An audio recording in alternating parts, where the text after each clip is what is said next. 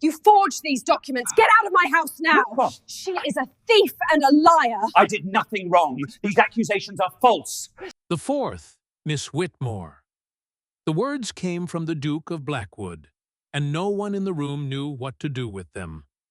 Lady Marissa Whitmore had introduced 3 daughters. Cordelia first, she was 26, the eldest, the one whose blue silk gown had required 3 fittings and 6 weeks of careful correspondence with the dressmaker in Aldenmere City. Then Vivian, 24, who had come forward with a smile so precisely calibrated it seemed almost natural. Then Philippa, 22, who had smiled because the others were smiling, which was what Philippa did. Each introduction had been delivered with the practiced warmth of a woman who had rehearsed this moment for months, and the Duke had received each one with the measured courtesy of a man who had survived many such afternoons. He had not introduced himself to the 4th person in the room. No one had, because the 4th person was not meant to be introduced.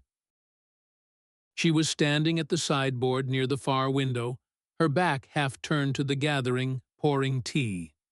Her name was Eleanor, and she was 27, and she had arranged every flower in this room, ordered the exact blend of tea now steeping in the silver pot, and written the reply to the Duke's secretary 3 months ago when the invitation first arrived. She was not a servant. She was, according to her mother's framing, simply someone who preferred the background. "Your Grace?" Lady Whitmore said. Her smile did not falter, but something behind it shifted. Duke Caspian Blackwood was not looking at the 3 sisters arranged before the window. He was looking at the sideboard, at Eleanor.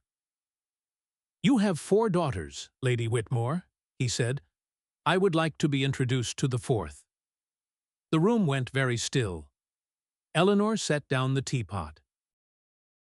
She turned and found the Duke looking directly at her.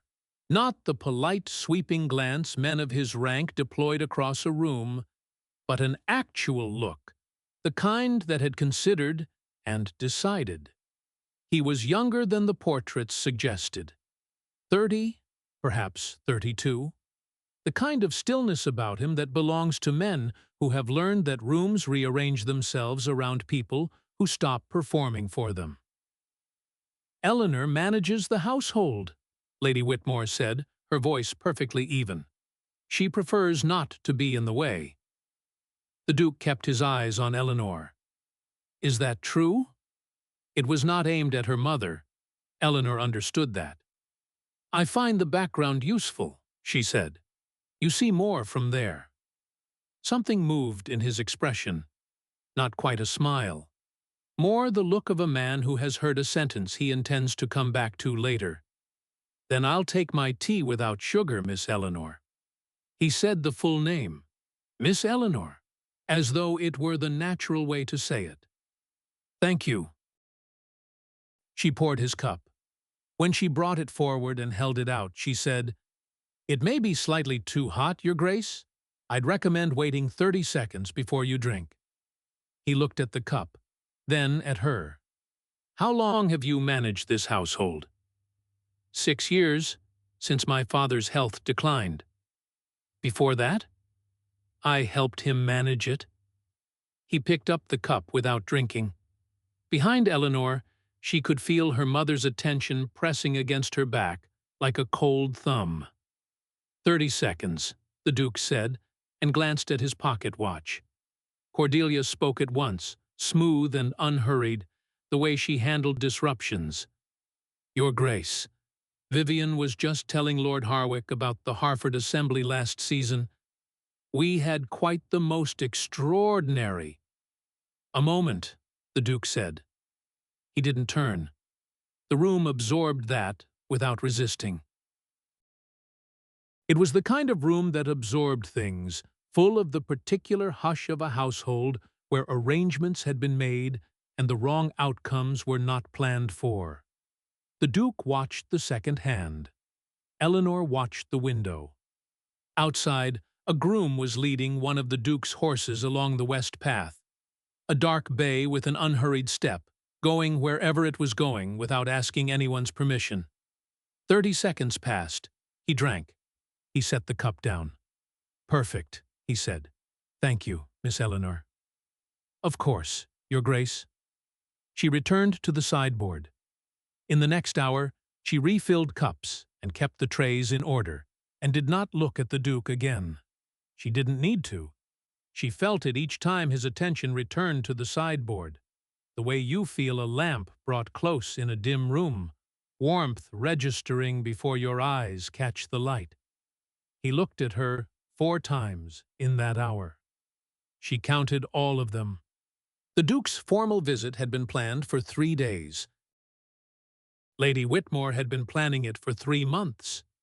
Eleanor had been planning nothing. She had been doing what she always did, keeping the account books, ensuring the linens were pressed to the correct crease, correcting the steward's correspondence before it went out, sourcing the guest wing's particular requirements from 3 different merchants. When the Duke's secretary's letter had arrived, Eleanor had been the one to receive it, as she received all correspondence when the family was out on calls. She had written the reply, arranged the rooms, ordered the flowers. Her mother had reviewed her arrangements and changed nothing. That was the closest thing to approval Eleanor had been given in 6 years. That evening, after the guests retired, Lady Whitmore came to Eleanor's room without knocking. She never knocked. "What did you say to him?" she asked from the doorway. "I told him the tea might be too hot." "And a tea! What else did you say?" Eleanor set down her pen. "I answered his questions." Lady Whitmore came fully into the room. She was still a handsome woman, tall, precise, with the kind of beauty that had come from discipline rather than accident. She had given Cordelia her height, and Vivian her coloring, and Philippa her gentleness. And she had given Eleanor something she never named, which Eleanor had privately come to understand was stubbornness. "He spoke to you for 4 minutes, her mother said. Cordelia counted. "He asked about the Thornwick accounting method. I told him where the margin calculations were wrong. You told a Duke that a published volume was incorrect. It is incorrect. The 5-year variance model I use is more accurate." He followed every word of the explanation. Her mother was silent for a moment. Then she moved to Eleanor's desk and picked up the account book lying there, the one with 2 weeks of marginal corrections in Eleanor's small, careful hand, and set it back down without opening it. "Tomorrow," she said, "you will serve tea and answer if you are spoken to, and you will not speak otherwise. You understand me, Eleanor? Cordelia is what this family needs right now." "He noticed me anyway," Eleanor said, quietly, almost to herself. "He was being polite." Lady Whitmore turned to the door. "Men of his rank are polite to everyone. It means nothing." She paused at the threshold. "Tonight you will not come downstairs after 9. The Duke has asked to hear Cordelia play." She left. Her footsteps were precise on the marble, measured and certain, the footsteps of a woman who had decided long ago which rooms she was permitted to inhabit in her own house. Eleanor sat at her desk for a long time. Below, the piano began. Cordelia played with the kind of flawless technique that comes from years of being told that perfection is the only acceptable language. It was beautiful. Eleanor had always known it was beautiful. She opened the account book and worked until the candle burned low, and when the music from below finally stopped, she sat in the quiet and thought about nothing in particular for a while, which was the closest she came to rest. In the morning, she found her desk drawer slightly open. The bundle of her father's letters at the back had been moved 3 inches to the left from where she always kept them. She straightened the bundle, closed the drawer, and went downstairs. Mrs. Farrow was already in the still room when Eleanor arrived at 6:30. The housekeeper was a solid woman past 50, gray at her temples, with the kind of face that had absorbed many years of other people's troubles without collapsing under them. She had worked at Whitmore Hall since before Eleanor was born. She was the only person in the household who reliably used Eleanor's full name. They worked together for 10 minutes without speaking, checking the jars and counting the morning supplies in the amber early light. Then Mrs. Farrow said, without looking up from the herb bundles, "He came down to the kitchen before the household woke this morning." Eleanor kept her hands moving. "The Duke?" "Asked Cook about the estate. Who ran it? Who managed the accounts when Mr. Greer was ill last winter?" Mrs. Farrow set a bundle aside. "Cook told him it was you. Said you'd kept this household on its feet since your father's illness, that the staff always got paid on time even in the hard quarters."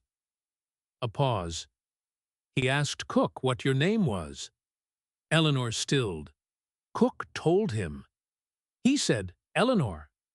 Then he said, 'Yes,' like he was confirming it, not learning it for the first time. Confirming it." Mrs. Farrow finally looked at her. "He already knew your name, Eleanor, before your mother even opened her mouth yesterday." Eleanor stood very still in the amber light and thought about the pocket watch and the 30 seconds, and the way he had asked how long rather than, "Do you manage?" as though the duration was the thing he wanted to know, not whether it was true. "That can't mean what it sounds like," she said. "Perhaps not." Mrs. Farrow returned to the herb bundles. "But it might." Eleanor picked up the morning tray. "I'll take breakfast up at 8, she said, and left the still room before the space between Mrs. Farrow's words could grow any larger. At breakfast, the Duke asked Eleanor a question about seasonal variance in the estate accounts. She answered it. He asked a follow-up question that showed he had read the Thornwick volume himself, an error most people missed, and she answered that too, and then raised a further point about the 5-year model, and they went back and forth for nearly 5 minutes with the whole table listening and no one saying a word, until Lady Whitmore said, "More eggs, Your Grace?" in a tone that could have cut through oak. After breakfast, her mother found her in the hallway by the east corridor. "Tonight," Lady Whitmore said, "you will eat in your room. You will not come downstairs." "Yes, Mother," Eleanor said. She meant the yes. She did not mean the compliance, and she had, by now, spent 6 years keeping the difference between those two things completely invisible. I'm running short. Let me continue Chapter 1 to add more content to hit 1,080 words. Actually, I'll add a section that continues the day. Perhaps the Duke's second visit to the salon where Eleanor is working in an adjacent room, or a moment where he crosses paths with her in the corridor.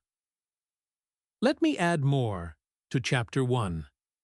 She ate her dinner alone that evening, the same meal the kitchen sent up for the housemaids: bread, soup, a small portion of the chicken that was being served downstairs. She did not complain. She had not complained in 6 years.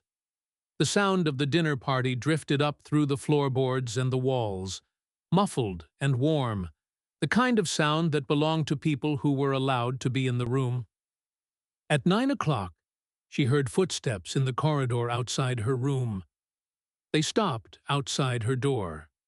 Then they moved on. They were not her mother's footsteps. Her mother's were precise and deliberate. These were slower, the step of someone thinking rather than arriving. Eleanor sat very still in her chair and listened to them recede, and she told herself it was one of the house guests, or Lord Harwick, or Thomas the footman doing a final check of the hall lamps. She told herself this because she needed to sleep, and she could not afford the alternative. She closed the account book, set it carefully in the drawer with her father's letters, and went to bed. She lay in the dark for a long time before sleep found her, and the question that moved through her mind, quiet as a tide, was not about the Duke at all. It was older than that.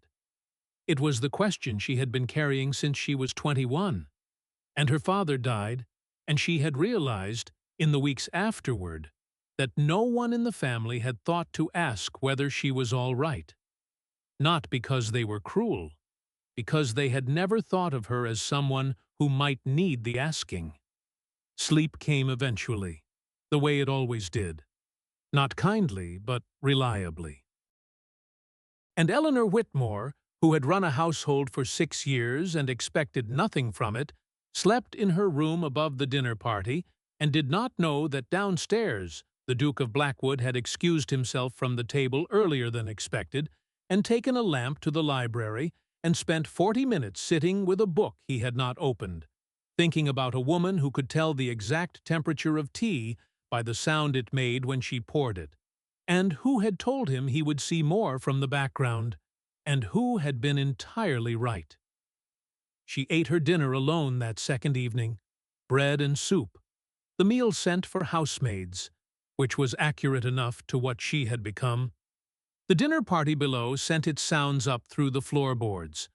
Laughter, the scrape of chairs, the particular musical cadence of Cordelia's voice when she was performing for an audience. Eleanor sat at her desk and worked. She was good at working. She had discovered, at 21, that you could fill every hour of a day with useful labor and never once have to sit in the feeling of not being wanted in a room. At 9 o'clock, footsteps moved along the corridor outside her door and stopped.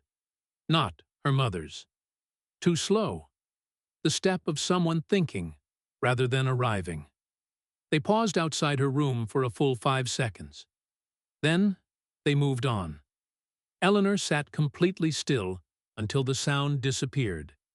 She told herself it was Lord Harwick, or Thomas checking the hall lamps, or any of the dozen people who moved through Whitmore Hall on any given evening.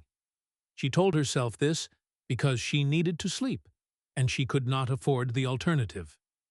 She closed the account book and lay in the dark, and thought about the fact that no one downstairs, in 6 years, had ever asked whether she was all right. Not from cruelty. From the simpler thing, they had never thought of her as someone who might need the asking. Sleep came eventually, the way it always did. Reliable, if not kind.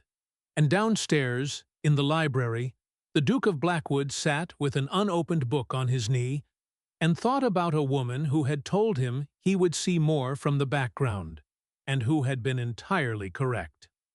What the house was built to hide. The morning of the second day arrived gray and quiet, and Eleanor was in the kitchen garden before sunrise, cutting the herbs cook had asked for, when Lord Harwick appeared at the garden gate. He was the Duke's closest adviser, a lean, observant man in his mid-30s who had a talent for making himself either very present or very invisible depending on what the situation required. He had been present at yesterday's tea and had said almost nothing, but Eleanor had noticed him watching the room the way people watch things when they are looking for something specific. He stopped at the gate and said, "Miss Whitmore, His Grace would like to see your account books, if you are agreeable, the ones you mentioned at breakfast." Eleanor set down the cutting shears. "He asked yesterday." "He asks again this morning. More specifically." Lord Harwick tilted his head slightly. "He would like to discuss the 5-year variance model. He found your correction of the Thornwick method. Persuasive, I believe, was the word he used, though I think he meant it as a higher compliment than it sounds." Eleanor looked at him for a moment. "I'll need to retrieve them from my room." "Of course. His Grace is in the East sitting room, whenever you're ready." She went inside. She was halfway up the back stairs when her mother appeared at the top of them. Lady Whitmore had not yet dressed for the day, which was how Eleanor knew this was not a planned interception. Her mother did not allow herself to be seen in disarray, unless the situation required speed over propriety. Her expression was the particular flatness that meant she had already decided what would happen and was only performing the act of communicating it. "Lord Harwick spoke to you," she said. "The Duke wants to see the account books." "He does not." Her mother descended 2 steps, reducing the distance between them. "He is being polite. He is making conversation. You will send Lord Harwick a note explaining that the books are not organized for outside review." "They are organized precisely for outside review. That's the point of—" "Eleanor." Her mother's voice lowered. The quality of it changed, not to cruelty, which would have been easier to navigate, to something older and more tired. "I have one chance. Do you understand that? One. This family has one chance.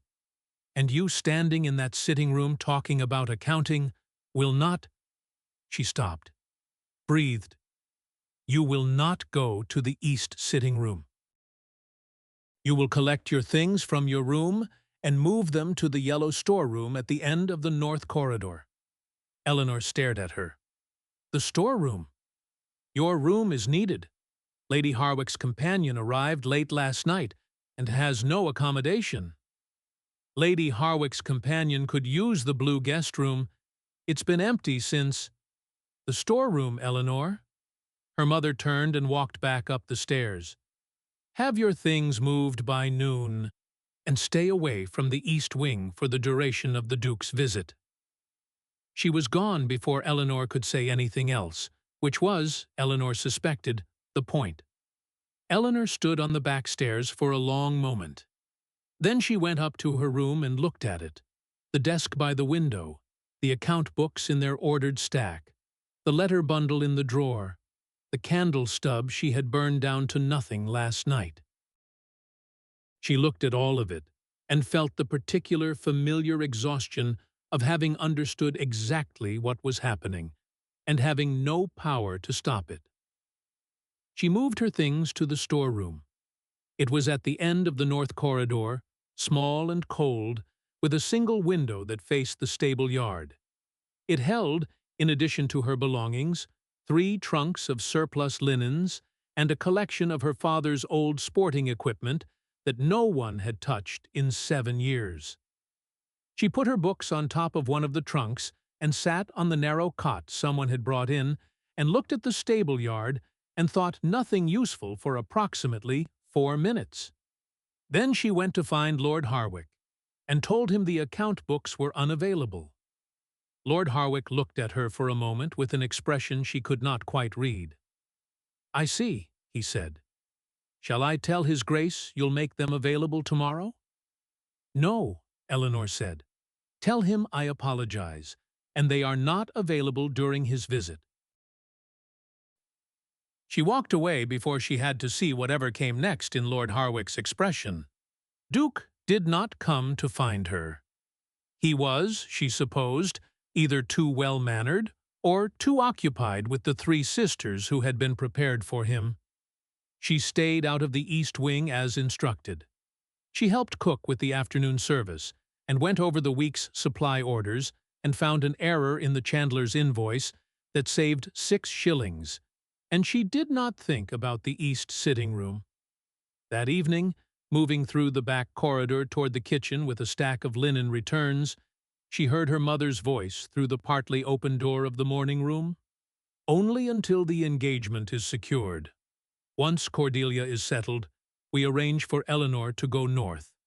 The aldermans have room for a useful relation, and they won't ask questions about—" Eleanor stopped walking. She stopped breathing. Been meaning to do it for 2 years, but it wasn't necessary while she was useful here. Once this is settled, there's no reason for her to stay. The aldermans are in Morrow Province, far enough that she won't be visible at any social. The voice that answered was Vivienne's, lower, less distinct. But won't she just— I mean, what if she refuses? Eleanor has never refused anything in her life. She won't start now. Eleanor walked away from the door. She walked carefully because the linens were heavy, and because she did not want to drop anything, and because it was important, she had discovered, to keep your hands occupied when your chest was doing what hers was doing right now. Morrow Province, far north. The Aldermans were distant cousins of her father's, who had a farmhouse and 2 servants and no social life to speak of. She would be a useful relation. She would manage their household the way she had managed this one, and she would not be visible at any social events, and she would not embarrass anyone, and she would do this for how long, exactly? For the rest of her life? She put the linens away. She went to find Cordelia. This was a mistake, and part of her knew it was a mistake. But she was 27 years old, and she had just heard her future described like a piece of furniture being moved to storage. And Cordelia was 26, and had always known things Eleanor did not.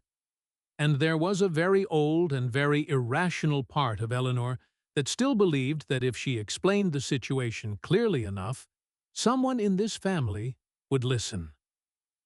Cordelia was in her room, seated at her dressing table while her lady's maid pinned her hair for dinner.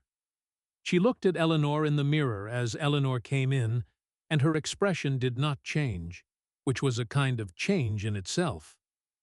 "I heard something," Eleanor said, "about Morrow Province." "Close the door," Cordelia said. Eleanor closed the door. "Sit down," Cordelia said. "You look pale." Eleanor sat on the edge of the chair near the window. Outside, the early evening light was going gold along the hedges. "Mother is planning to send me to the Aldermans," she said, "after the engagement." "Yes," Cordelia said. She met Eleanor's eyes in the mirror and did not look away. "I know. You know. It's been discussed." The maid pinned another section.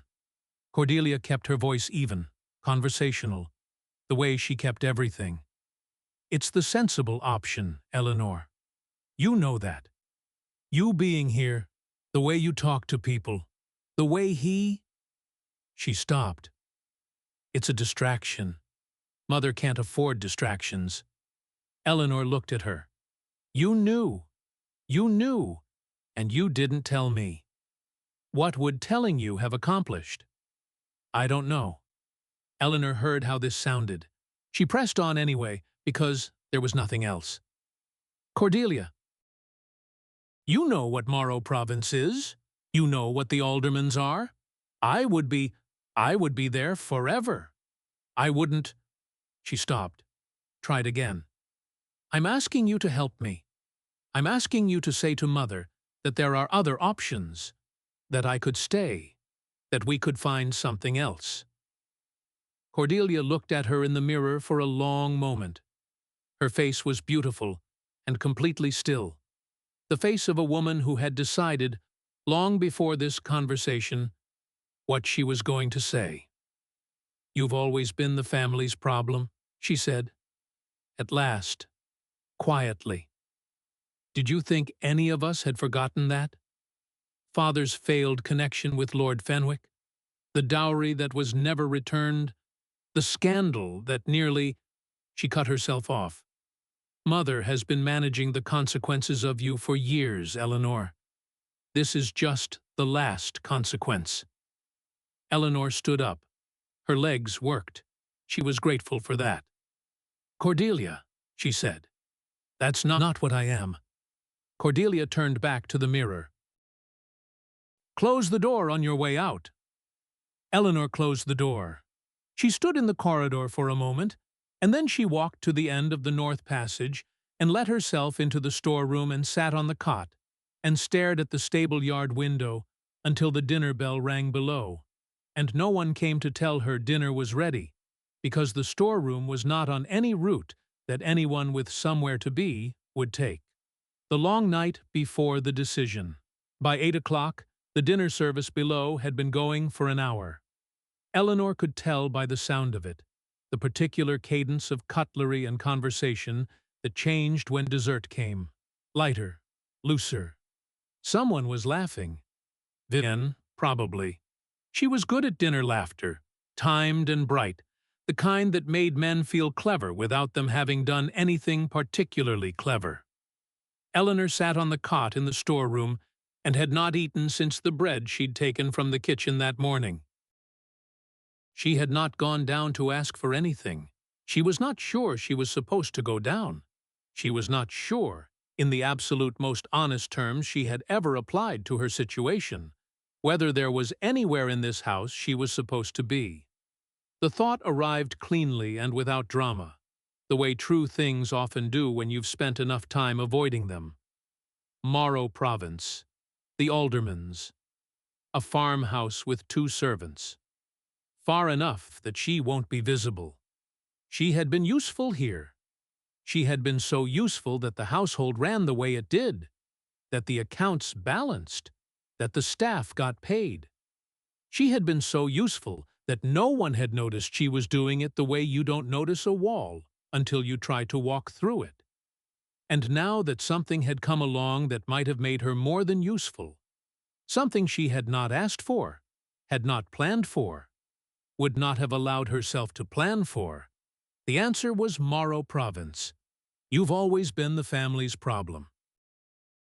She looked at her hands in her lap. The ink stains were there, as always, at the side of her right index finger where the pen pressed when she wrote for long hours. She had had those stains since she was 19 and started doing the household books in earnest. 6 years of ink. She turned her hands over and looked at the palms, which were cleaner, and thought about what it would mean to have hands that had nothing to manage. At 8:15, there was a soft knock at the storeroom door. "Eleanor," Mrs. Farrow's voice, quiet and certain. "Come in." The housekeeper entered with a covered plate and a candle. She set the plate on the trunk and lit the room's single lamp from her candle, and then she looked at Eleanor with the expression she used when she had decided not to say several things. "Cook made extra," she said. She said the portions came out large. "Cook always says that." "She always means it when she says it for you." Mrs. Farrow sat on the other trunk. "Eat, Eleanor." Eleanor ate. The food was warm and real, and better than anything she deserved to be eating in a storeroom, and she ate all of it because she had been raised never to waste food, which was one of the few things her mother had taught her that remained entirely correct. When she finished, she set the plate on the trunk and said, "Did you know about Morrow Province?" Mrs. Farrow's hands were folded in her lap. "I heard the conversation this afternoon." "Yes. Were you going to tell me?" "I was deciding how." The older woman looked at her steadily. "I was going to tell you tonight. Cordelia said I'm the family's problem. That father's connection with Lord Fenwick, the failed betrothal, the dowry, that I've been a consequence to manage." Eleanor heard herself say it very calmly. She was good at calm. She had been practicing it since she was 15. "Is that true? The way she made it sound?" Mrs. Farrow was quiet for a moment. Then she said, "Lord Fenwick died of fever when you were 17. You had met him twice. There was no betrothal. There was a conversation between fathers about a possible arrangement, and then Lord Fenwick died, and the families returned what was given. None of that was your fault. None of it was even your doing." A pause. "Your mother chose to treat it as though it were, because she needed somewhere to put the grief and the embarrassment, and you were quieter than the others, and you didn't fight back." Eleanor looked at the window. The stable yard was dark now, one lamp post glowing at the corner, the horses moving occasionally in their stalls, the comfortable shifting sounds of large animals settling in for the night. "I keep thinking," she said, about what I have, what I actually have, if I left. Mrs. Farrow did not speak. My own money is not nothing, but small. I've saved from the household allowance where I could, over 6 years. Enough to live for 6 months, perhaps 8 if I was careful. No connections, no household of my own.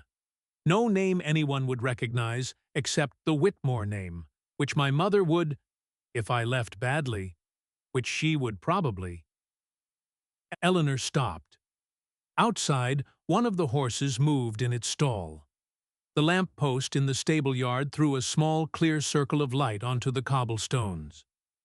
I could go before morning, pack the account books, take the money I've saved, disappear before anyone needs to make arrangements for Morrow Province. Eleanor, I'm not saying I would. I'm saying I could. She looked at the window. Is there a difference anymore between what I could do and what I should do? I've been choosing the should do for 6 years, and the outcome is a storeroom and a dinner plate from cook. Mrs. Farrow rose from the trunk. She crossed to the window and stood beside Eleanor, looking out at the same stable yard, the same lamp post, the same small bright circle on the cobblestones. They stood like that for a long while. Your father wrote you a letter, Mrs. Farrow said finally. In the last months, when he knew, he gave it to me because he didn't trust himself to give it to you directly. He was afraid of what you would say. Eleanor stared at her. What? Mrs. Farrow reached into her apron pocket and set a folded letter on the windowsill. The paper was yellowed but intact, sealed once and then resealed. Her name written on the outside in her father's particular slanting hand, the hand she'd spent years imitating in official correspondence until it was second nature.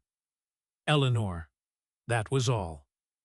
I should have given it to you sooner, Mrs. Farrow said. I was waiting for the right moment, and there was never a right moment, and now I think I've been wrong about that. Eleanor picked it up. The paper was very light. She broke the seal. Eleanor, her father wrote, I have been telling myself for 3 years that I would find the right time to say this to you directly, and I have run out of time, so this letter will have to do what I was too weak to do myself. I know what this house has asked of you. I know what your mother asks, and what your sisters take for granted, and what no one has ever thanked you for. I have watched it for 3 years from the chair by the east window, where I can see the garden, and I have done nothing. And that is the thing I cannot forgive myself for. Not the illness, not the debts. Those were beyond me. But I could have told you, while I still had words, that the house runs because of you, that the people in it eat and are warm and have wages because of you, that you are the most capable person under this roof and the least credited for it, and that I am sorry I let that happen. I wanted you to go, he wrote. I wanted you to find a life that was yours. I was too afraid of what would happen to the house if you left, and that fear was cowardice, and I am sorry for it. You are not a consequence, Eleanor. You are the only one of us who knew what to do and did it. Whatever you choose next, go or stay or find some third thing I can't imagine, choose it for yourself. You've earned that much. Your father, Eleanor, folded the letter. She folded it very carefully, along the original creases, the way her father had taught her to fold important documents so they lasted. She held it in both hands for a moment. Then she set it on the windowsill and looked at the stable yard, the lamp post, the cobblestones, the horses settling, the small bright circle of light that existed whether anyone was watching it or not. She could go. She could pack her things right now in the dark before the house woke, and walk down to the village and take the early coach and simply not be here. Not be the family's problem. Not be in Morrow Province. Not be in the storeroom. Not be the one who got moved when it was convenient and ignored when it wasn't. She stood at the window and felt how much she wanted that. The leaving. The clean end of it. And then she felt something else, quieter, and sitting underneath the wanting. Not courage, exactly, because courage felt too large for what she had access to right now. Something smaller. More like the refusal to give a particular person the particular satisfaction. She was not going to leave before morning.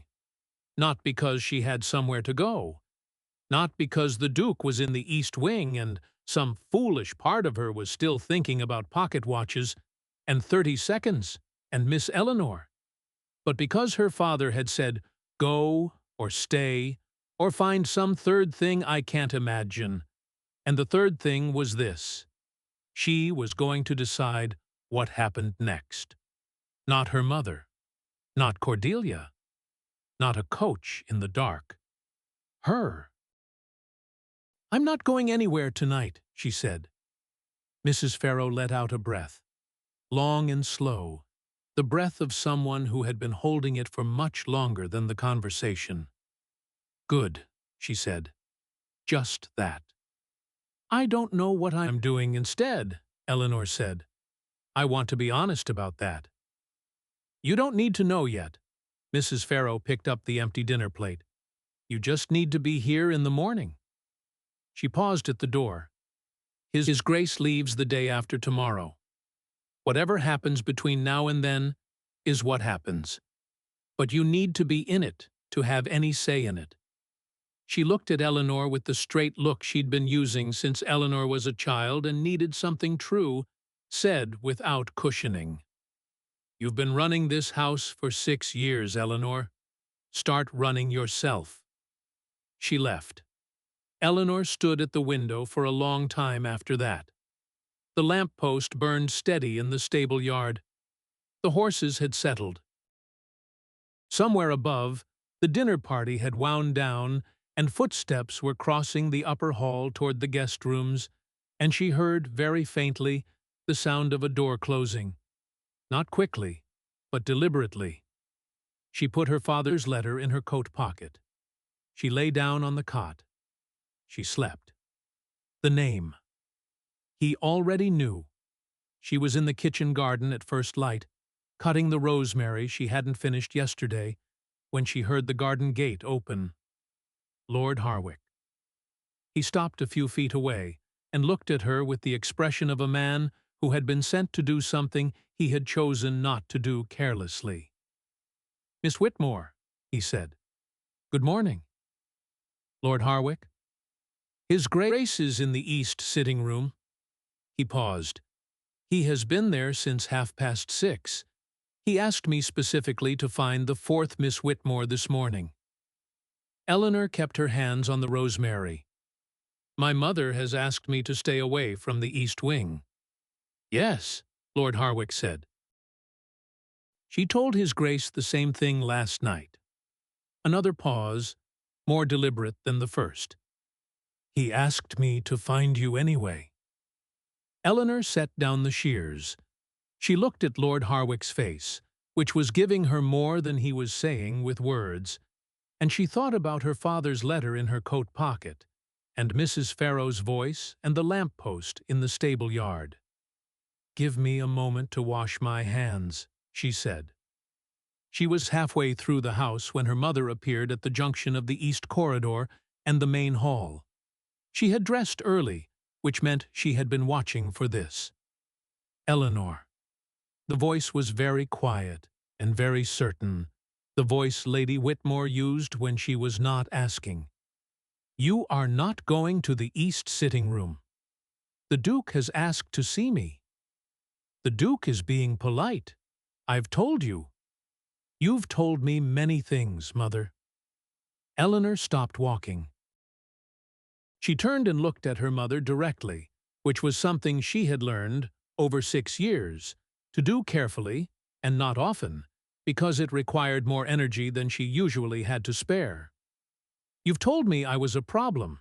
You've told me to stay in the background. You've told me I wasn't what anyone should be looking at. She kept her voice even. She was very good at even. You told Vivian I was going to Morrow Province.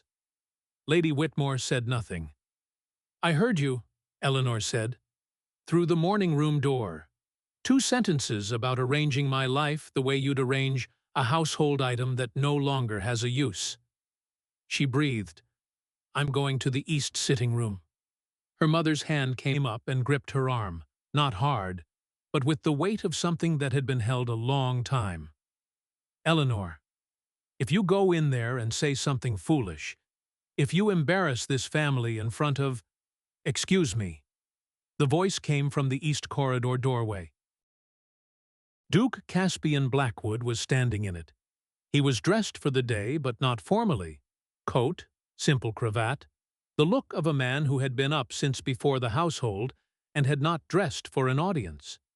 He looked at Lady Whitmore's hand on Eleanor's arm. He looked at Lady Whitmore's face. Then he looked at Eleanor's. Lady Whitmore, he said very pleasantly, I would like a word with your daughter. The 4th one. He glanced at her grip on Eleanor's arm. In private, please.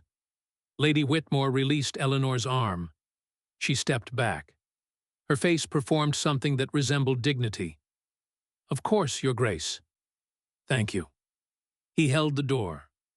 Eleanor walked through it. The east sitting room was bright in the morning, the east-facing windows full of the low winter sun that made everything look briefly hopeful before the cold set in. The account books Eleanor had left on the sideboard 2 days ago were on the table. Not her account books. Hers were in the storeroom, untouched. These were the estate records from the library, which meant someone had found them and laid them out. Sit down, Miss Whitmore, the Duke said. He sat across from her. Lord Harwick, she noticed, had quietly installed himself near the window and appeared to be studying the garden with great personal interest. My mother doesn't want me in here, Eleanor said. I know. She told me last night. She was managing a situation. She has been managing situations for— Miss Whitmore. The Duke leaned forward slightly. I need to tell you something, and I need you to hear it fully before you respond. Can you do that? She folded her hands in her lap. Yes. Before I came to Whitmore Hall, he said, my man of business wrote to me about a situation he had encountered while reviewing the Aldenmere Estate Registry. He was looking at land management records from across the county, cross-referencing methods for a project I'd asked him to do. In the Whitmore Hall records, which were submitted to the registry annually as required, he found something unusual. He paused. The records from the past 6 years were better than any estate records he had reviewed in a decade. Organized, accurate, consistent, year over year.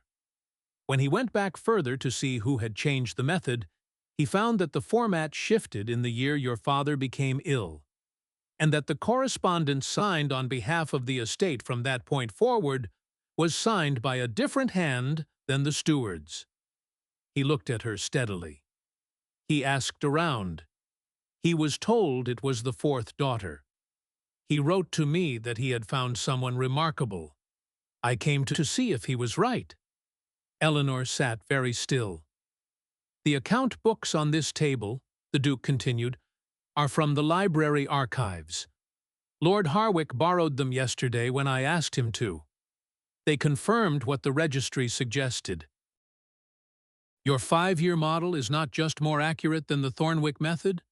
It's the most coherent small estate model I've seen applied anywhere in Aldenmere. He paused again. I did not come here to consider marrying your sisters, Miss Whitmore. I came here because I wanted to meet you. The room was very quiet. Lord Harwick appeared to have found something very interesting to look at on the left side of the garden. "I don't understand," Eleanor said. "I didn't. No one knew about—" People who do excellent work in obscurity tend to believe no one notices. That is a comforting thought, but it's frequently wrong. He did not say this unkindly. The registry is public. The records are public. Someone was always going to notice. Eleanor looked at her hands. The ink stains were there as always. She thought about what she had said to Mrs. Farrow last night, about what she had, about what it would mean to have nothing to manage. She thought about the letter in her pocket. "Your mother," the Duke said, carefully now, "has made it clear that she considers you a difficulty, that she has other plans for your future. I want to know whether those are plans you share." "No," Eleanor said. The word came out before she had finished deciding to say it. Clean and simple as a number in a column that balances. "Then I would like to ask you something," he said. The door opened. Lady Whitmore stood in the doorway. She had recovered her composure and was wearing it perfectly. Cordelia was behind her. "Your Grace," she said, with a smile that had been constructed carefully in the 3 minutes since he had sent her away. "I apologize for interrupting. I simply wish to make clear that Eleanor—" "Lady Whitmore," the Duke said. He did not raise his voice. He did not need to. "I am in the middle of a private conversation. You are interrupting it. I understand, but Eleanor is— She is a person I asked to speak with. She is 27 years old." He looked at Lady Whitmore for a long, unrushed moment. "Please, close the door." Lady Whitmore looked at Eleanor. Eleanor looked back at her mother with the particular, quiet steadiness she had spent 6 years learning. And she did not fill the silence, and she did not apologize, and she did not look away. Lady Whitmore closed the door. Cordelia's shadow moved away from beneath it. In the east sitting room, the morning sun continued its work across the floor. Lord Harwick cleared his throat softly and shifted to look at a different part of the garden. The Duke looked at Eleanor. "I would like to ask you," he said again, "whether you would consider becoming the Duchess of Blackwood." Eleanor heard the question the way you hear something you have been half expecting and have therefore refused to fully expect, with a strange, hollow clarity, as if all the sound had gone briefly out of the room and only the words remained. She thought about Morrow Province. She thought about useful relation. She thought about Cordelia's voice. "You've always been the family's problem." She thought about her father's letter. "Choose it for yourself." She thought about the 30 seconds and the pocket watch and Miss Eleanor, and you see more from there. She thought about how badly she wanted to say no, not because she wanted to refuse him, because she had spent 6 years wanting nothing for herself, and the muscles you build from that, the reflexes, do not disappear overnight.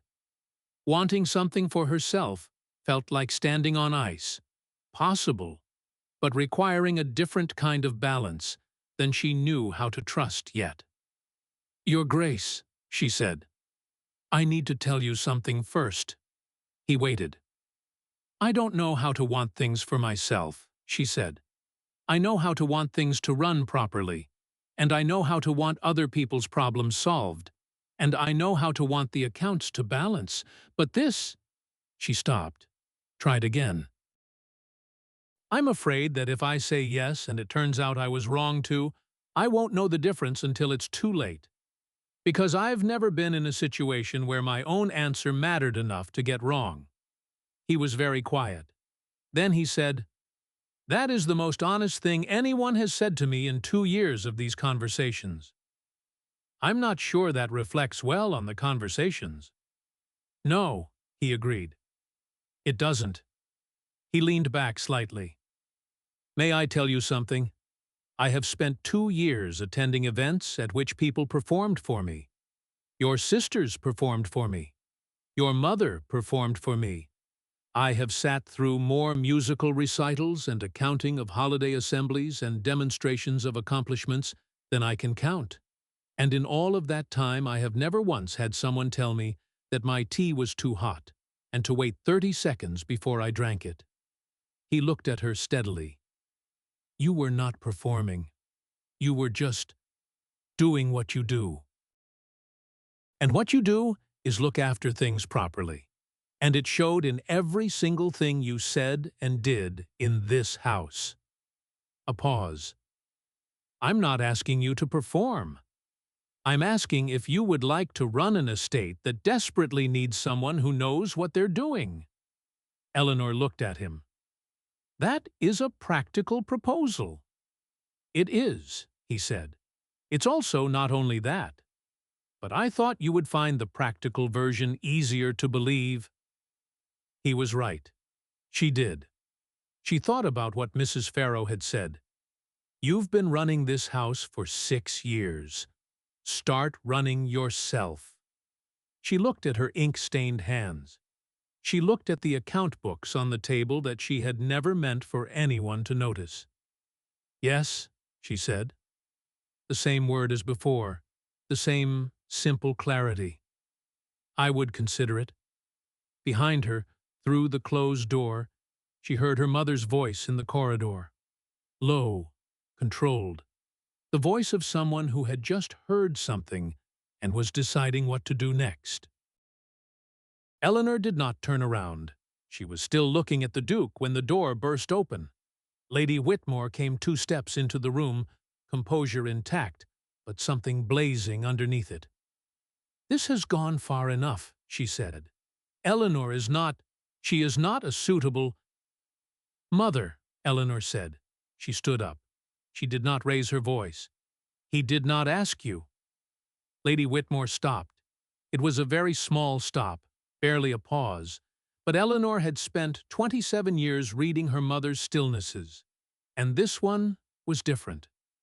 This was the stop of someone who has just been reminded that she is in the wrong room. He asked me, Eleanor said, and I answered. She looked at her mother for a long moment. You should know that the Duke came here because of the estate records. He came because of work I did that you have been covering behind your own arrangements for years. She kept her voice even. She was very, very good at even. The accounts are real, Mother. The work is real. And apparently it was visible to someone, even if it wasn't visible to you. She looked at the Duke. When would you like to see Blackwood Estate, Your Grace? The cup she poured, for herself. Blackwood Estate sat at the edge of a wide valley, and in late winter it was the kind of beautiful that requires no commentary.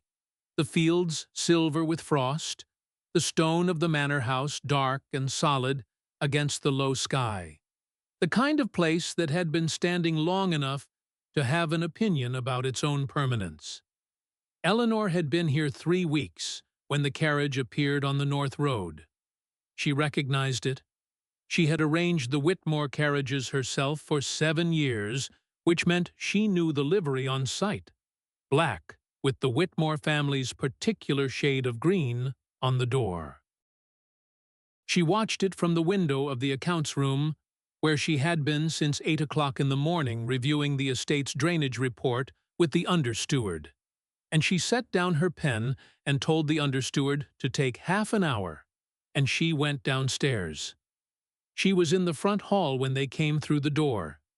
Lady Whitmore first, then Cordelia, 2 steps behind. They had dressed carefully, which Eleanor noted without surprise. Her mother had never arrived anywhere without having considered the appearance of the arrival. Eleanor, Lady Whitmore said. She looked around the front hall of Blackwood Estate with the assessment of a woman who has spent decades evaluating rooms for their social utility. We've come to speak with you. I see that.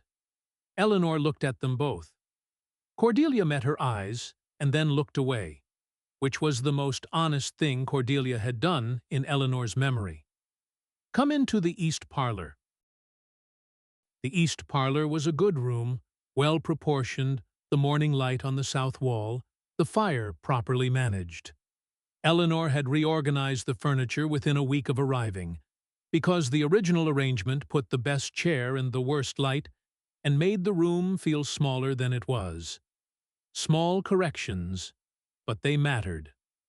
Most things came down to small corrections. She sat. They sat. A maid brought tea without being asked, because Eleanor had asked the household staff in her first week to bring tea when there were guests without waiting to be instructed.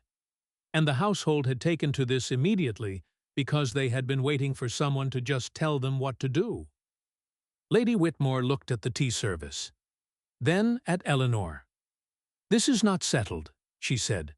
"Whatever you believe has happened, it is not settled. I believe an engagement was announced.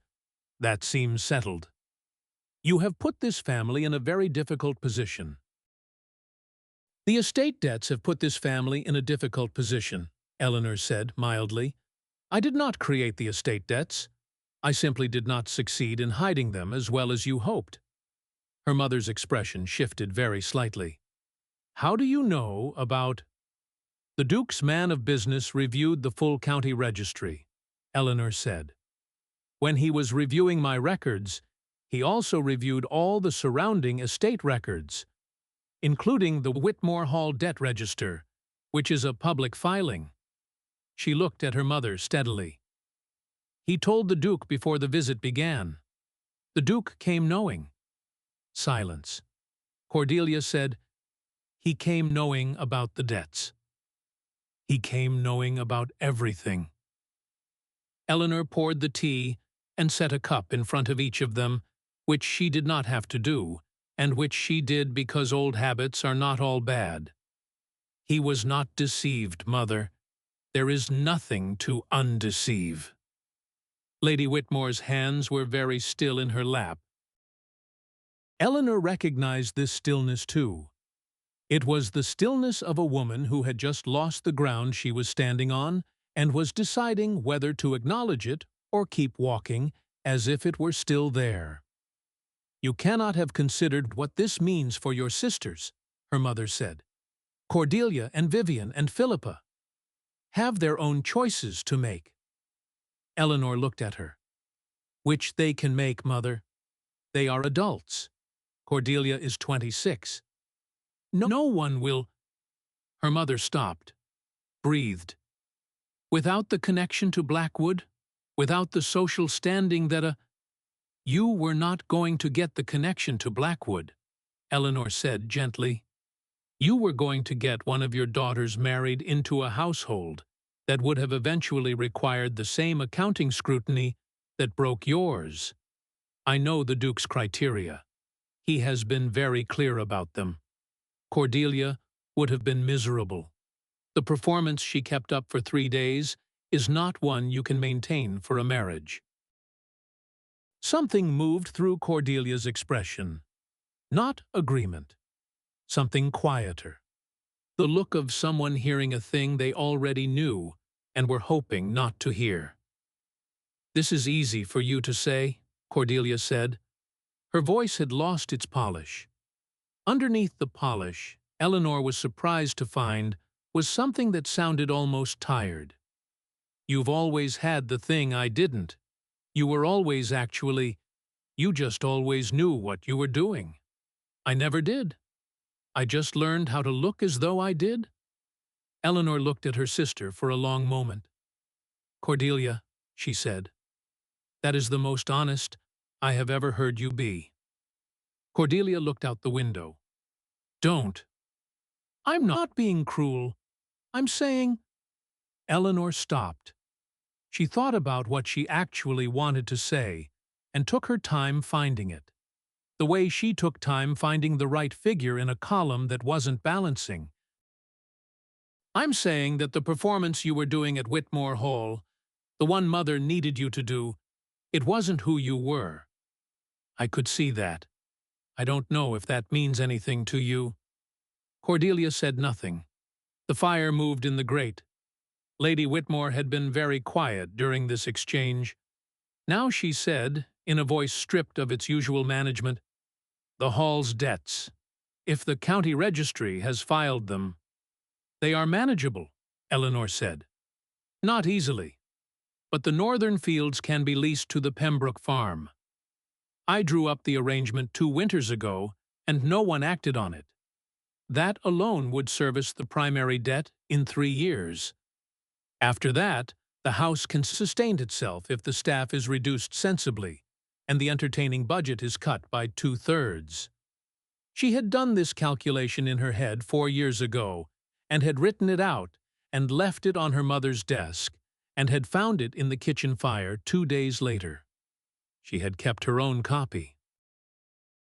"I'll write it out and send it to you. It's the same plan I gave you in the autumn of my 22nd year." Lady Whitmore looked at her hands. "You gave me—" "You burned it," Eleanor said without blame, just factually. "I know. I kept a copy." The room was quiet for a while. Then Lady Whitmore stood. She smoothed her skirts. She looked at Eleanor with an expression Eleanor had never seen from her before. Not remorse, which would have been too clean. Something more complicated. The expression of a woman who has just understood that the person she dismissed as a consequence was the only one who had kept the consequences at bay. She did not say anything. Perhaps there was nothing to say that was proportionate. Perhaps she had decided that some things were too late for saying. She walked to the door. Cordelia followed. At the threshold, Cordelia turned back. "For what it's worth," she said, "I think he's lucky." Then she was gone. Eleanor sat in the east parlor for a moment, with the tea going cold and the fire burning steadily, and the frost on the valley fields outside the window. She thought about what Cordelia had looked like, the tiredness, the performance stripped away. She thought, I could have helped her once, if she had let me. She thought, maybe she'll let someone, eventually. Then she heard the Duke's footstep in the corridor. She recognized it now. The particular pace of a man who walks the way he thinks, not quickly, but with full intention. And he came in and stopped when he saw her face. "They've gone?" he said. "Yes." He crossed to the chair across from her and sat. He did not ask what had been said, because he had, she had learned in 3 weeks, a very accurate instinct for when questions were needed and when the person across from him needed a moment before questions. They sat together in the quiet for a little while. Then Eleanor said, "I need to tell you something." Her voice came out steadier than she expected, which was its own small surprise. "I've been afraid since the morning you asked me. Not of you or of here. Of being wrong. Of wanting this and turning out not to deserve it." He looked at her. "And now?" "And now I'm still afraid," she said. "I don't think the afraid part goes away. I just think it gets smaller than the rest of it." She met his eyes. "The rest of it is that I have spent 6 years wanting to run something worth running. And this estate?" She glanced at the window, at the valley and the frost and the south wall of fields she had already identified as underutilized. "This estate is worth running." He was quiet for a moment. Then he said, "I spent 2 years looking for someone I could build something with. Not be performed at. Not have to manage impressions with." A pause. "You told me the tea was too hot, and suggested I wait 30 seconds. It was too hot." "It was." He almost smiled. "That was the most useful thing anyone said to me in 2 years of visits." "That's an indictment of the visits." "It is?" He did smile now, fully, and it changed his face in a way she had been noticing for 3 weeks and had not yet said anything about. "Will you walk with me? I want to show you the north drainage ditch. The report you reviewed this morning had an error in the acreage calculation." Eleanor stood up. "I noticed," she said. "Third column. The field labeled 17B is misread as 12 acres. It's closer to 15.5. "I thought so." He held the door. "I'd like your figures on the leasing arrangement for the east fields as well, if you have time this afternoon." "I have a draft from last week," she said. "I can show you after the drainage." They walked out together, and the estate moved around them the way it moved when no one was performing for it.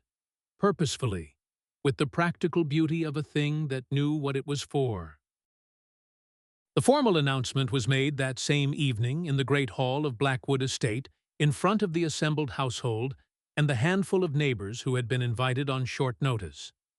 Lord Harwick stood to the Duke's left and looked extremely satisfied about something. Mrs. Farrow had been brought from Whitmore Hall 2 weeks prior, at Eleanor's specific request, and she stood near the back of the room wearing her best dress and an expression of profound relief that she was doing nothing to conceal. Vivian was there. She had arrived with her new husband, a successful merchant from Aldenmere City, a decent man with a loud laugh and genuine warmth, who had no title and did not appear to notice this as a deficiency. Vivian had married him 6 weeks ago, in a quiet ceremony, and she had written Eleanor a letter afterward that was the most honest letter she had ever received from any of her sisters. It said, in part, "I think I was so afraid of ending up ordinary that I almost missed the ordinary thing that was actually good." She had signed it simply V. Philippa was not there. Philippa had sent a letter and a gift, a small, beautifully chosen book on northern garden management, and the letter said she was glad, and that she hoped Eleanor was warm. Philippa was, Eleanor thought, going to be all right. She had never been the cruelest of them. She had simply been the quietest follower of the loudest voice, and now that the loudest voice had relocated to a cousin's house in the West, Philippa was very carefully learning to follow her own. Cordelia did not come. Eleanor had not expected her to. But 2 weeks after the announcement, a letter arrived at Blackwood with Cordelia's handwriting on the seal, and inside it said only, "Send me the plan for the northern fields. I may need it, after all." There was no apology in it, and no warmth, but there was, Eleanor thought, the beginning of something. She wrote back with the full plan, in clean columns, clearly annotated. Lady Whitmore had moved to her cousin's household in the West. Whitmore Hall was leased. At the winter ball at Blackwood Estate, 6 months after the engagement was announced, Eleanor stood at the window of the great hall and watched the room fill. The candles were right. She had specified the height and placement herself, because the original arrangement had left the east corner in shadow, and the east corner was where the musicians sat, and musicians needed light. The flowers were from the estate greenhouse, because she had started the greenhouse project in her 2nd month, and it had already produced more than she'd hoped. The account books for the quarter were balanced, and then some, because the north fields were now properly leased, and the drainage project had been completed on time and under estimate. She was holding a cup of tea that the Duke had brought to her without being asked. She looked at it. She thought about a silver teapot in another house, in another version of the same afternoon, and a room full of people performing for an audience of 1, and a woman in the corner who had been told she was background and had discovered that the background was where you could see everything. The Duke appeared beside her. "The east corner light is better," he said. "I adjusted it last week." "I know," I noticed. He looked at her with the look she had, by now, learned to receive without looking away from it. "Are you ready?" She looked at the room. The people in it, some of whom had looked through her at social events for years, were now gathering in her hall under her lights beside her flowers. She was aware of the very great strangeness of this. She was aware that it still frightened her, somewhat, the way new rooms always frightened her, until she understood their dimensions. She thought, I will learn the dimensions of this room, too. Yes, she said. She walked into the room, and it was hers. There is a particular kind of strength that grows in silence. Not because silence is noble, but because silence gives you time to learn what you actually know. Eleanor Whitmore had spent 6 years keeping a house standing that could not stand without her. And when the moment finally came to speak, she found she had quite a lot to say. What people call invisibility is often just patience, the patience of someone who is waiting for a room worth entering. She had waited. The room was worth it. And the woman who had been told to stay in the background discovered, in the end, that she had only been there so long because she was the only one paying attention to what the room actually needed.